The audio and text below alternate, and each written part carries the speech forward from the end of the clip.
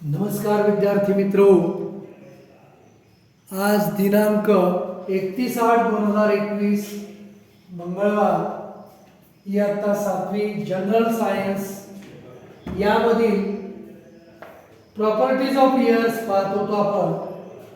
पहा त्यामध्ये use your brain power a first dip and uncorked inverted empty bottle in a slanting position into the water in a wide container. What do you observe? एका पाण्याने भरलेल्या भांड्यामध्ये एक बाटली आपण काय करायची, तिरकी तिचं तोंड तिरकं खाली करून पाण्यात बुडवायची.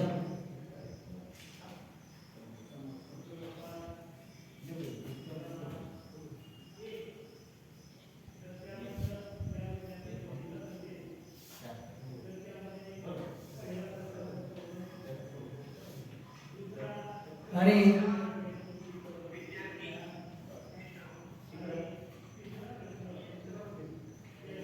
काय होतं हे पहा.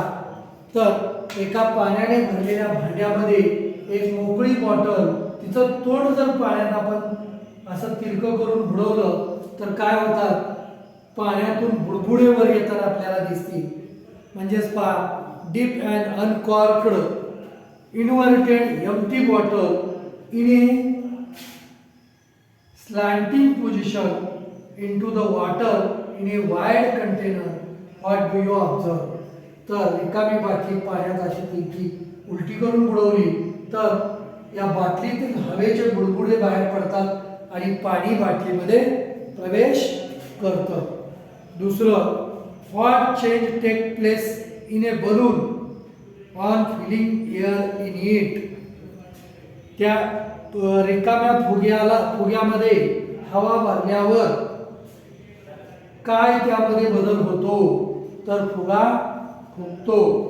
We come to know from the activity above that air has property like occupying space, having a certain value, having a mass and weight. म्हणजेच या उदाहरणावरून हवा ही काय करते, तर जागा व्यापते. हवा ही जागा व्यापते. समजा हा रिकामा वर्ग आहे, त्या रिकामा वर्ग म्हणतो आपण, परंतु याच्या मोकळ्या जागेत काय आहे, हवा आहे. या हवेने ही खोली व्यापलेली आहे. म्हणजेच पहा, air has a properties like occupying A space, जागा व्यापते हवा. हॅव्हिंग ए सर्टन व्हॅल्यू, त्याला एक सर्टन आकारमान असते. आणि हॅव्हिंग मास अँड वेट, आणि त्याला मासही असतो आणि हवेला वेटही असतं. Air is a mixture of very fine particles. हवा हे लहान लहान कणांचं मिश्रण आहे. कशाचे लहान लहान कण? Some gases, dust, smoke and moisture. काही वायू, काही धुलीकण, काही धूर, काही धुके, या सर्वांचं हवा हे काय आहे, मिक्सचर आहे. When rays of light fall on this minute particles, मग हवेच्या या लहान लहान कणांवर जर का प्रकाश किरण पडले, the particles spread the light in all the directions. त्या कणांवर पडलेले प्रकाश किरण त्या कणावरून काय होतात, विखुरतात. दुसरीकडे असे धडकून विखुरतात.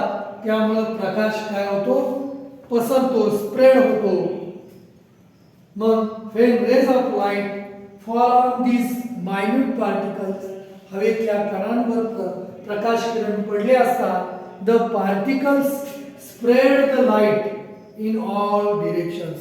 ते कण त्या लाईटच्या रेजला विखुरतात सर्व दिशांनी. This natural phenomena is a called scattering of light. आणि ह्यालाच स्कॅटरिंग ऑफ लाईट म्हणजे प्रकाशाचे विकिरण असे म्हणतात. त्याच्यानंतर दुसरा मुद्दा जो आहे तो काय आहे पहा, तर टेम्परेचर रेग्युलेशन.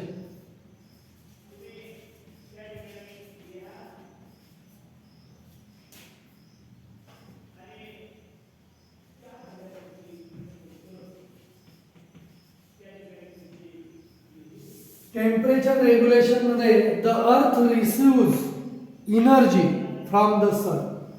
पृथ्वीला उष्णता कुणामुळे मिळते, तर सूर्यामुळे मिळते. सूर्याची उष्णता पृथ्वीपर्यंत पोहोचते. This energy is reflected by the earth in the form of heat. आणि हीच एनर्जी पृथ्वीवर पडते. तीच एनर्जी पुन्हा काय होते, वातावरणात रिफ्लेक्ट होते, परत फेकली जाते. कशाच्या स्वरूपात, तर हीटच्या स्वरूपात. The constituents of air surrounding the earth such as water vapour, carbon dioxide absorbs a part of this heat and give it to the other constituents of air. पहा, पृथ्वीवर जो प्रकाश किरण पडतो तो प्रकाश किरण पृथ्वीच्या माध्यमातून परत उष्णतेच्या स्वरूपात वातावरणात फेकला जातो. आणि वातावरणातील हवेचे जे कण आहेत, उदाहरणार्थ पाण्याचं बाष्प, कार्बन डायऑक्साइड, हे काय करतात, तर ती पृथ्वीकडून परत फेकलेली उष्णता काय करतात, ग्रहण करतात. आणि हे वातावरण काय होतं, मग गरम राहतं. या उष्णता हवेतील कणांनी शोषून घेतल्यामुळं हे वातावरण गरम राहतं. And give it to the other constituent of air. As a result the earth surface remains warm and thereby becomes suitable for the living world on the earth. आणि याच गुणधर्मांमुळं हवा ही काय करते, उष्णता धरून ठेवते. पृथ्वीवरून परत फेकलेली उष्णता ही हवेतील काही कण धरून ठेवतात. त्यामुळे पृथ्वीवरचं सराउंडिंग जे आहे व पर्यावरण जे आहे ते कसं राहतं, वाम राहतो, उबदार राहतं. आणि त्या पृथ्वीवर मग सजीव सृष्टीला ते उपयोगी पडतं. If there were no air on the earth the average temperature of the earth surface would have been very low. जर का या पृथ्वीवर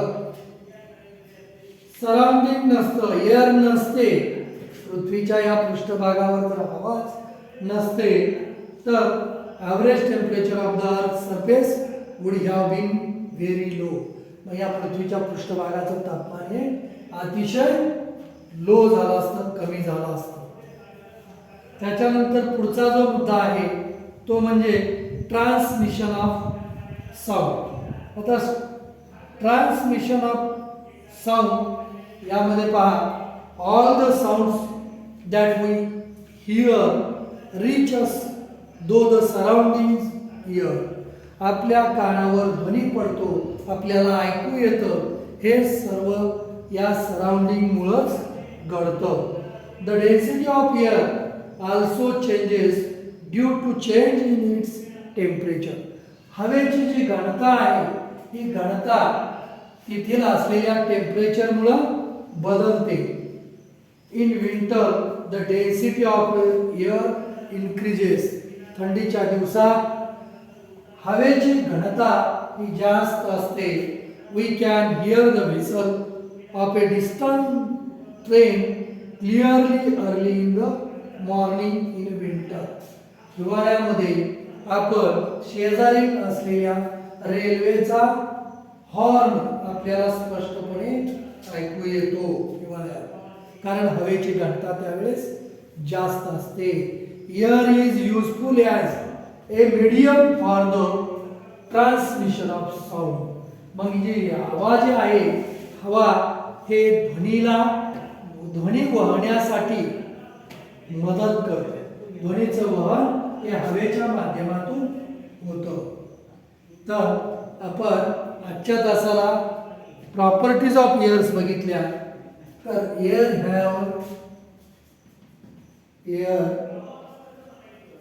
हॅव ए मास